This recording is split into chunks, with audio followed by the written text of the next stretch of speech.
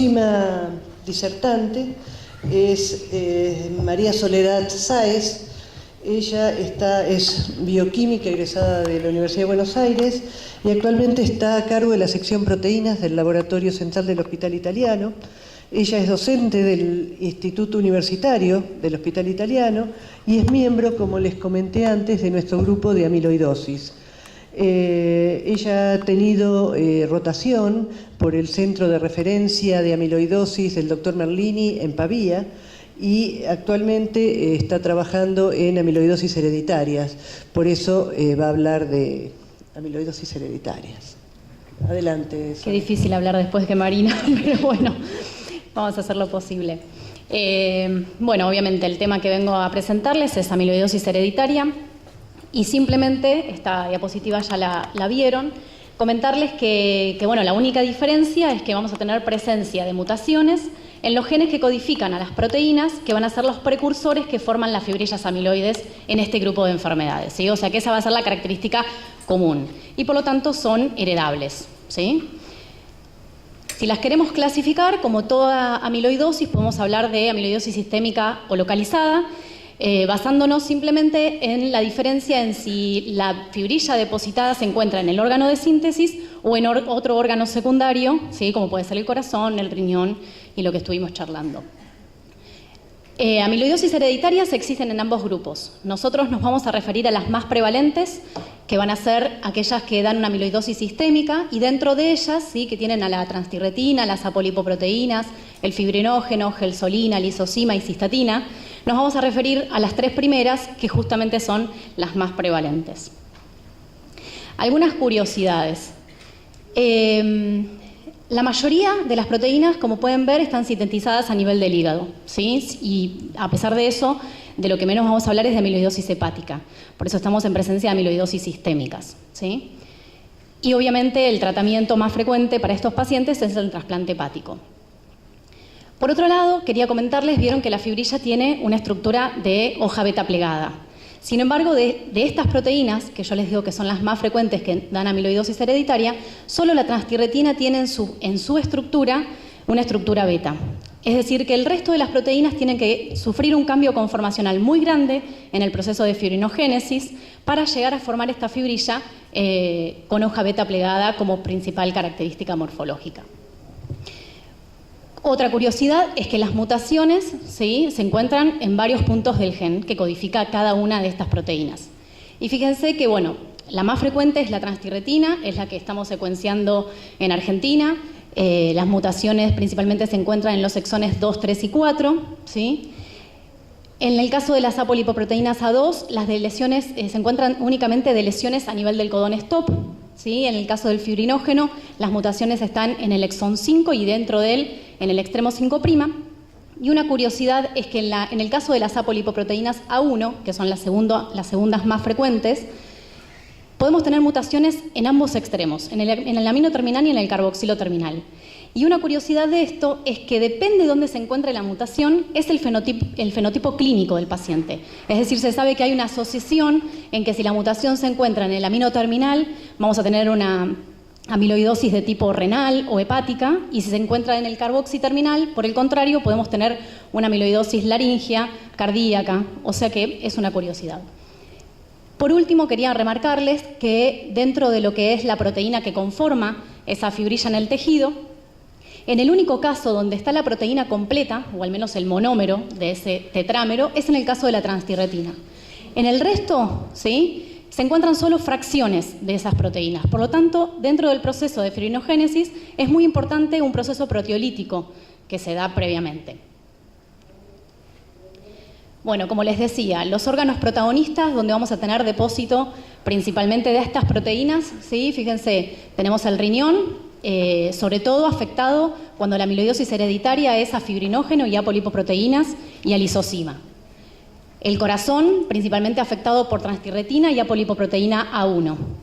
En el caso de la polineuropatía, tanto periférica como autonómica, muy involucrada la transtirretina, ¿sí? O sea que realmente hablamos de amiloidosis hereditarias, pero sin embargo hay una gran heterogeneidad, ¿sí? Dependiendo la proteína que esté formando esa fibrilla, vamos a tener un fenotipo clínico muy heterogéneo, muy diferente.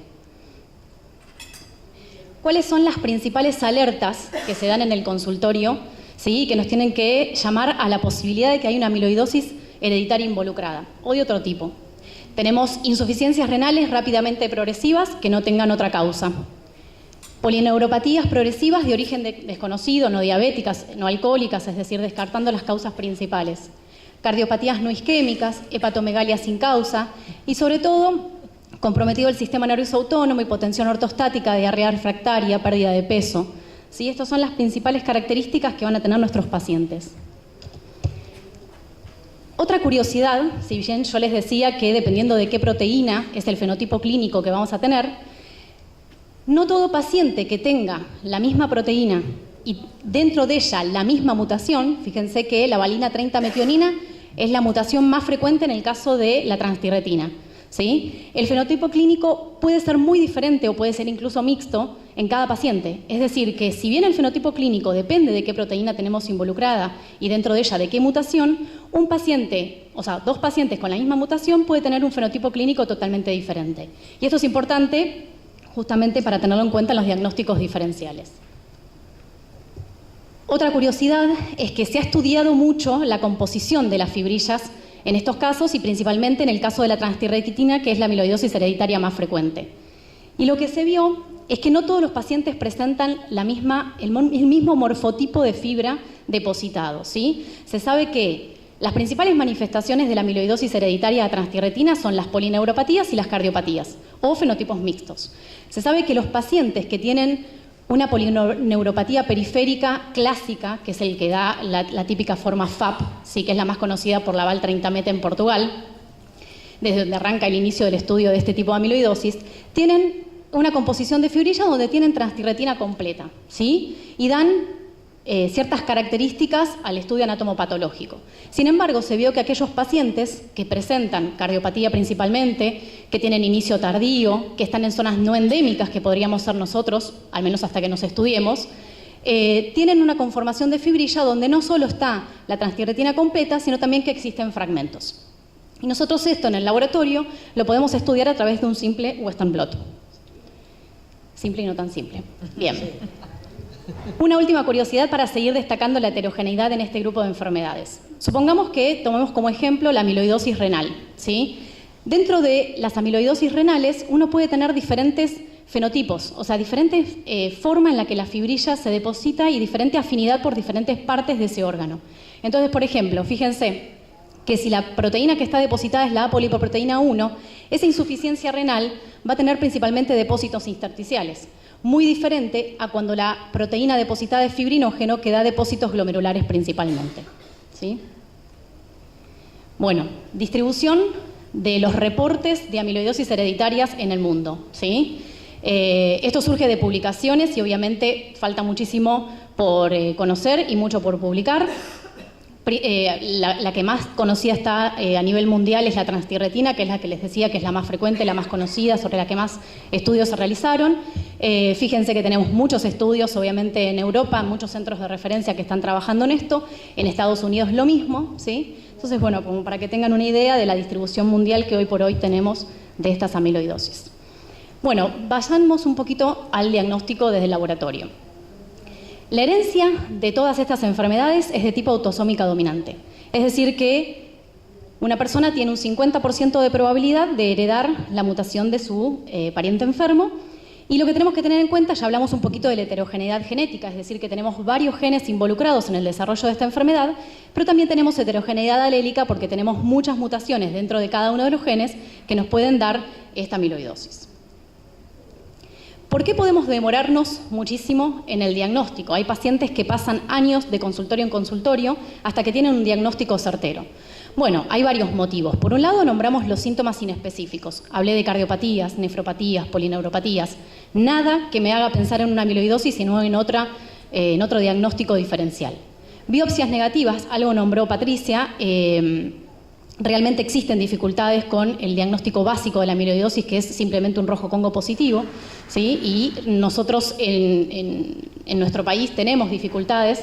Hay que tener expertise en anatomía patológica para poder realizar una buena biopsia, ¿sí? Entonces, muchas veces una biopsia negativa hace que un médico descarte un diagnóstico cuando en realidad no es así.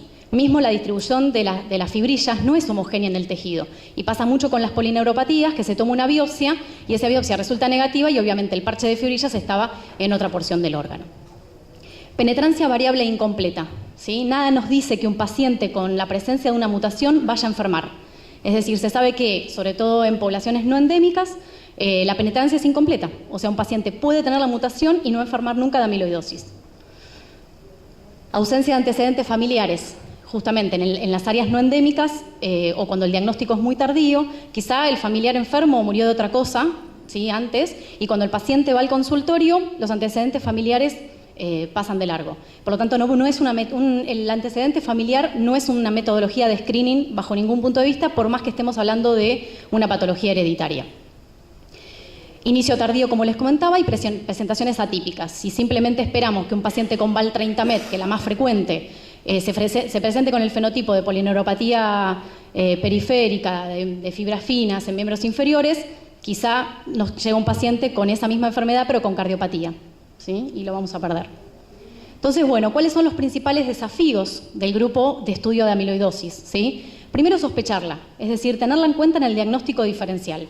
Y, en segundo término, la tipificación correcta. Y ahí es donde entra el laboratorio, tanto anatomía patológica como nosotros, a jugar a realmente tipificar cuál es verdaderamente la proteína que está depositada. Entonces, dentro de lo que es el diagnóstico, como primera aproximación, obviamente está el médico que evalúa al paciente, ¿sí? Que sospecha, que tiene las herramientas para pensar en una amiloidosis. Segundo, el diagnóstico histológico, ¿sí? Dijimos una positivización del rojo Congo para decir que estamos en presencia de amiloidosis, y después existen otros métodos, como son la inmunohistoquímica, pero que es fiable solamente en la tipificación de algunas amiloidosis, y lamentablemente en la mayoría no. Por lo tanto, nos queda una ventana abierta.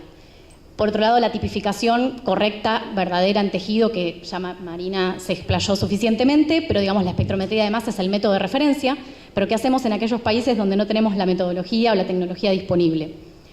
Uno puede estudiar también los precursores séricos, ¿sí? Hay métodos de isoelectroenfoque o Western blot, donde uno puede evaluar si está en presencia de una variante o no circulante.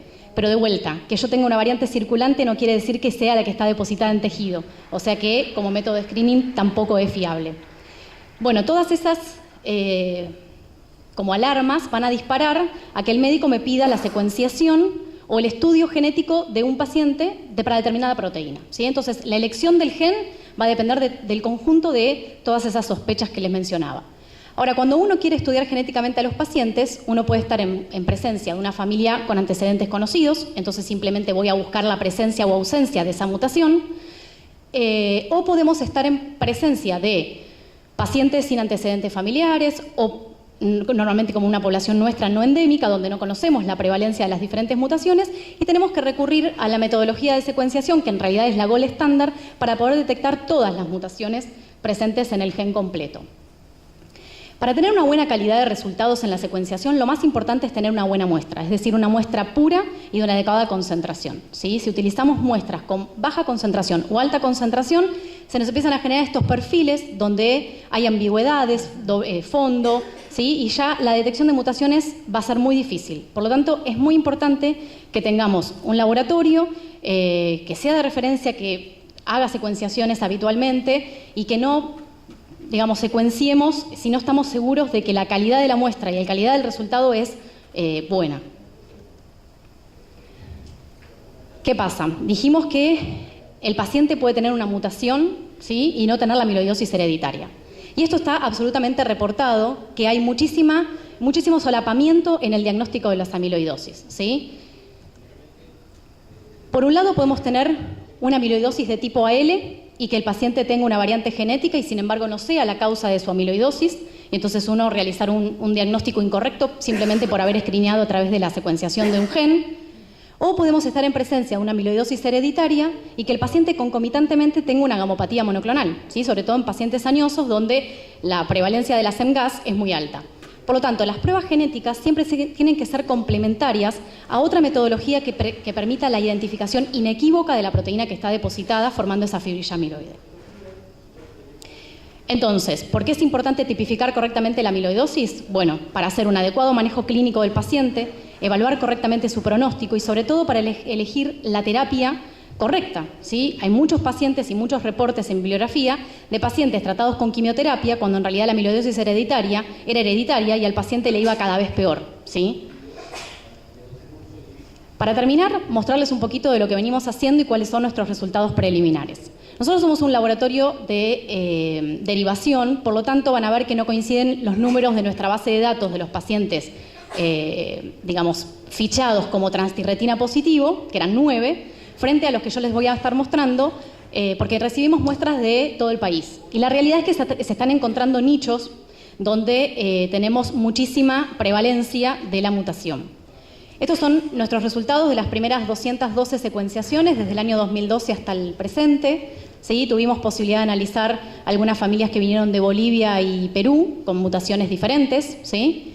Y en Argentina mayoritariamente tenemos un 23% de positividad, siendo un 71% valina 30 metionina, que es la mutación más frecuente que produce amiloidosis hereditaria a transtirretina. Tenemos algunos pacientes en Mar del Plata con una mutación diferente, que es tirosina 114 cisteína, ¿sí? Y algunos otros que me llegaron, no sé bien de dónde, pero que tienen una mutación que es alanina 97 serina. Estos son datos preliminares. Obviamente no conocemos cuál es la situación del país, si somos zona endémica, no endémica, si hay otras mutaciones más frecuentes. Es nuestro primer conocimiento. Y estas son nuestras primeras publicaciones. El grupo de neuropatías, los neurólogos presentaron un trabajo en el año 2016 de los primeros pacientes que han sido diagnosticados y seguidos en el hospital con esta patología, ¿sí? Sobre todo polineuropatías. Y acá el grupo de amiloidosis con Adela y Elsa presentaron en el simposio de amiloidosis del año pasado un póster sobre la familia con la mutación tirosina 114 cisteína y luego lo publicaron en Amiloid este año, ¿verdad? Muy bien. Entonces, simplemente para terminar, ¿sí? Un resumen, lo primero que tenemos que hacer es considerar la enfermedad, ¿sí? Saber que esta enfermedad puede estar dentro de las causas posibles de las nefropatías, hepatopatías, cardiopatías, polineuropatías que vemos a diario, ¿sí? Que la sintomatología es muy inespecífica. Por otro lado, un diagnóstico correcto, ¿sí? Tener laboratorios de anatomía patológica que nos permitan confiar en esta coloración de rojo Congo para decir que estamos en presencia de amiloidosis. Nuestro mayor desafío está en la tipificación correcta, ¿sí? Participar tanto de la determinación de cadenas livianas libres, ¿sí? El ser un amiloide del cual va a hablar Adela más adelante, los test genéticos que podamos tener disponibles, ¿sí? Y todas las metodologías de identificación de las proteínas a través de inmunohistoquímica, inmunomicroscopía electrónica, Western blot. Y por último, va a determinar esta tipificación correcta en un buen pronóstico y tratamiento de nuestro paciente. Simplemente eso. Muchas gracias. Gracias. En tiempo, gracias a Dios. Bueno, seguimos. Nuestra próxima disertante es María Adela Aguirre. Adela es médica especialista en medicina interna de la Universidad de Buenos Aires. Ella es médica de planta del Servicio de Clínica Médica del Hospital Italiano de Buenos Aires y es profesora titular del Instituto Universitario del Hospital Italiano de Buenos Aires. Y, por supuesto, es miembro del grupo de estudio de amiloidosis al que me referí al principio. Adela va a hablar de amiloidosis a amiloide A.